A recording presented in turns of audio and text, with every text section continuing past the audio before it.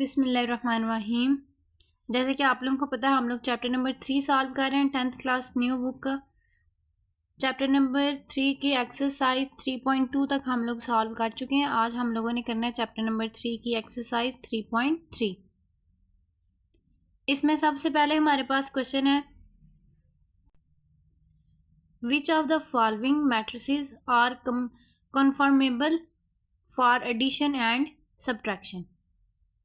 आप देखें, हमारे पास कुछ मैट्रिसेस उसने दिए हैं। उसने कहा है आपने बताना है कि ये कंफर्मेबल फॉर एडिशन और सब्ट्रैक्शन कौन कौन से हैं। अब देखें, एडिशन और सब्ट्रैक्शन करने के लिए हमारे पास मैट्रिसेस का एक जैसा होना ज़रूरी है। मतलब अगर एक में रो की तादाद 2 है तो दूसरे में भी रो की तादाद 2 ही होनी चाहिए। कॉलम और रो की जो हमारे पास वैल्यू आएगी वो सेम होनी चाहिए। जैसे आप देखें, ये ए है हमारे पास, इसमें रो कितनी है 1 और 2 रोज हैं। कॉलम कितने हैं 1 और 2। अब जैसे डी को देखें, इसमें भी 1 और 2 रो और 2 ही कॉलम है। तो ये दोनों, इनमें एडिशन भी हो सकती है और सब्ट्रैक्शन भी हो सकती है। तो हम इधर लिखेंगे इसको हम इस तरह से लिखेंगे,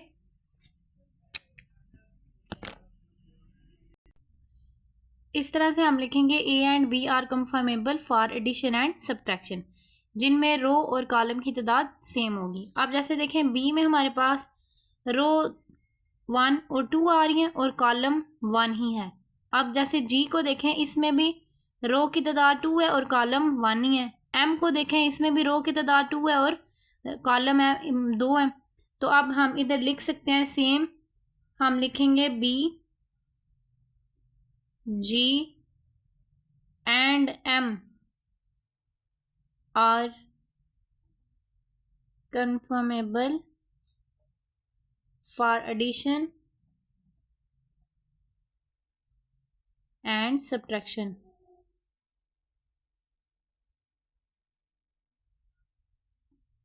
नेक्स्ट आप देखें, अगर हम तो हमारे पास सी, आप देखें सी में हमारे पास कॉलम रो 1 है और कॉलम 2 है। तो आप देखें सेम इस तरह एफ में देखें, इसमें भी रो 1 है और कॉलम 2 बन रहे हैं। तो ये दोनों एक दूसरे के इक्वल हैं, इनमें कॉलम और रो की तादाद इक्वल है। तो हम इधर लिख सकते हैं C and F are conformable for addition and subtraction. Addition and subtraction इस तरह से सिर्फ आपने लिखना है, ठीक है। अब देखिए नेक्स्ट हमारे पास ये ई रह गया। ई देखें, ई में रो की तादाद 1 है, कॉलम की तादाद 1 है। सेम एच में भी सेम आ रहा है। तो ई और एच हम इसको इसकी तरह से लिखेंगे, E and H are conformable for addition and subtraction. ये क्वेश्चन नंबर 1 सॉल्व हो गया, ठीक है। नेक्स्ट हम लोग क्वेश्चन नंबर 2 देखते हैं। नेक्स्ट हमारे पास क्वेश्चन नंबर 2 है, इफ एक्स 1 -1 -2 2, ये मैट्रिसेस एक दिया, y का भी एक मैट्रिक्स दिया और z का भी। उसने कहा है देन फाइंड द फॉलोइंग। हमने x प्लस y को फाइंड करना है। मतलब x के मैट्रिक्स को और y के मैट्रिक्स को प्लस करना है। पहले x है तो x का मैट्रिक्स लिखेंगे 1 -1 -2 2। अब दरमियान में प्लस है तो दोनों मैट्रिक्स के दरमियान में प्लस लगाएंगे और y का मैट्रिक्स लिखेंगे 2 3 4 और 6। प्लस करने का मतलब है कि आपने ये देखें, फर्स्ट पे हमारे पास क्या आ रहा है 1 और इधर भी 1 + 1 करेंगे और इधर -1 है और इस साइड पे क्या है 2। तो हम क्या करेंगे -1 + 2, इधर -2 है, इधर 3 -2 + 3, इधर 2 है और इधर 4 2 + 4। अब नेक्स्ट देखें, 1 + 1 करें तो 2, 1 में से हम 2 को माइनस करें, 2 में से 1 को माइनस करें तो 1, 3 में से 2 को माइनस प्लस माइनस होता है, 3 में से 2 को माइनस करेंगे तो 1, 4 + 2 करेंगे तो हमारे पास 6 आ जाएगा। ये हमारे पास किसका आंसर आया, x + y का। हमने x के मैट्रिक्स को और y के मैट्रिक्स को इस तरह से प्लस कर लिया। सेकंड पार्ट है हमारे पास y + 7z। तो हमने क्या करना है, y प्लस 7z। पहले y का मैट्रिक्स लिखते हैं। y का मैट्रिक्स हमारे पास क्या था जी, ये y का मैट्रिक्स लिखा है। नेक्स्ट आगे प्लस है तो प्लस लगाया है। नेक्स्ट क्या लिखा हुआ है, 7, तो हम भी इधर लिखेंगे 7। और z का मैट्रिक्स है हमारे पास 3 0 0 -2। नेक्स्ट हमने ये y वाला मैट्रिक्स सेम उसी तरह लिखा है, प्लस भी उसी तरह। अब 7 है, मैट्रिक्स के बाहर लिखा है। 7 और मैट्रिक्स के दरमियान में देखें कोई साइन नहीं है, इसका मतलब है ये 7 मल्टीप्लाई होगा इस मैट्रिक्स के साथ। तो इसको अगर मल्टीप्लाई करें हम, 7 3 ज़ा 21 और 7 0 ज़ा 0, इधर भी 7 0 ज़ा 0 और 7 2 ज़ा 14 आ जाएगा हमारे पास, ये इस तरह से। नेक्स्ट अब हमने इन दोनों मैट्रिसेस को प्लस कर लेना है। आप देखें 1 + 21 होगा, 1 + 21 सेम इसी तरह 2 + 0 हो जाएगा और 3 + 0, दरमियान में प्लस है इसलिए वैल्यूज़ के दरमियान में प्लस लगा रही हूँ। आप देखें 4, ये प्लस है ये माइनस है, तो प्लस माइनस -14। अब इनको अगर प्लस करें हम, 21 में 1 को प्लस करें तो 22 आ जाएगा। 2 में 0 को प्लस करें तो 0, 3 में 0 को प्लस करें 0, 14 में से हम अगर 4 को माइनस करें तो हमारे पास 10 आ जाएगा। बड़ी वैल्यू के साथ माइनस है इसलिए हमारे पास -10 आ जाएगा। तो ये हमारे पास इसका आंसर आ गया। नेक्स्ट हमारे पास पार्ट नंबर 3 है, 4x - z। आप देखिए इधर लिखेंगे 4x - z। पहले सबसे 4 है तो 4 लिखेंगे, फिर हम x का मैट्रिक्स लिखेंगे जो कि हमारे पास है 1 -1 -2 और 2 माइनस, ये माइनस आ गया तो मैंने माइनस लगाया। नेक्स्ट z लिखा हुआ है, मतलब z का मैट्रिक्स लिखेंगे, तो इधर z का मैट्रिक्स हमारे पास क्या है, 3 0 0 -2। अब देखें सबसे पहले हमने क्या करना है, 4 को पहले मल्टीप्लाई करेंगे x वाले मैट्रिक्स के साथ, फिर उसको माइनस करेंगे z वाले मैट्रिक्स के साथ। तो 4 को मल्टीप्लाई करें 1 के साथ तो 4 1 ज़ा 4, 4 को -1 के साथ मल्टीप्लाई करेंगे तो -4 आ जाएगा।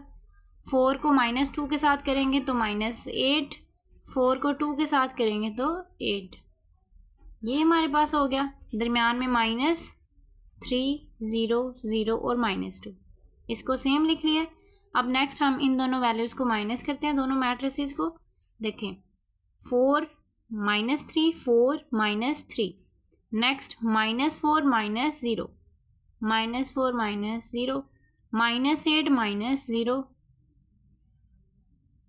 8। अब देखें इधर भी माइनस है इधर भी माइनस है, माइनस माइनस प्लस हो जाएगा, 8 + 2। इसका हमारे पास आंसर क्या आएगा, 4 में से 3 को माइनस करें तो 1, -4 में से -0 को माइनस कर दें तो -4 ही आएगा। -8 -0 -8, 8 में हम इसको 2 को प्लस करें तो 10 आ जाएगा। ये हमारे पास आंसर आया है पार्ट नंबर 3 का। नेक्स्ट हमारे पास पार्ट नंबर 4 है, इसमें हमारे पास है x + 2y + 3z। तो इसमें हम सबसे पहले क्या करेंगे, x का मैट्रिक्स लिखेंगे जो कि हमारे पास है 1 -1 -2 और 2। नेक्स्ट फिर हमारे पास क्या है, +2, इधर लिखेंगे +2। आप देखें y की जगह पे y का मैट्रिक्स लिखेंगे जो कि हमारे पास है 1 2 3 और 4। नेक्स्ट फिर हमारे पास क्या है, +3, इधर लिखेंगे +3।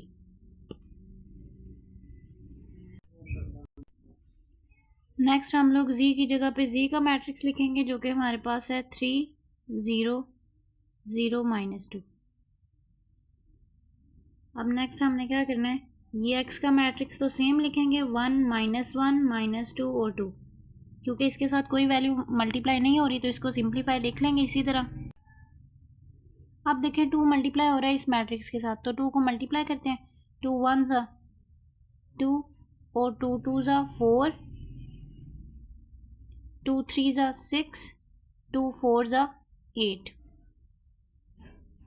3 3 ज़ा 9, 3 0 ज़ा 0, 3 0 ज़ा 0, 3 2 ज़ा -2 ज़ा -6 हो जाएगा।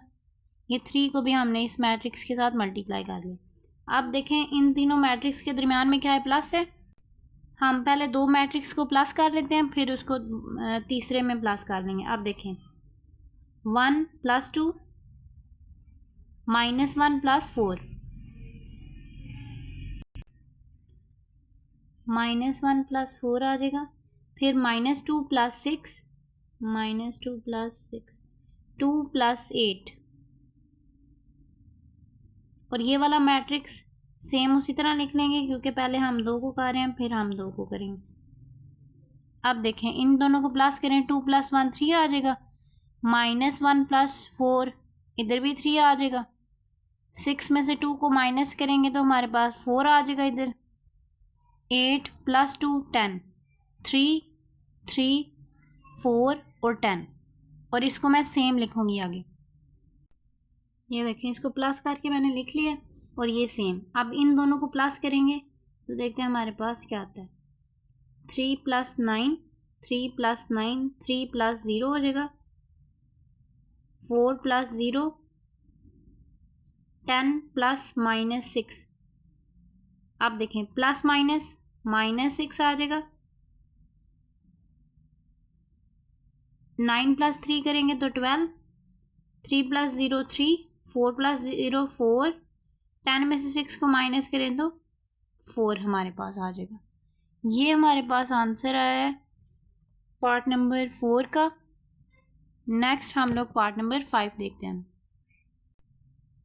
नेक्स्ट हमारे पास पार्ट नंबर 5 है। इसमें हमारे पास x - 4y + z। तो इसके मुताबिक वैल्यूज़ लिखते हैं। x का मैट्रिक्स लिखते हैं जो कि हमारे पास है 1 -1,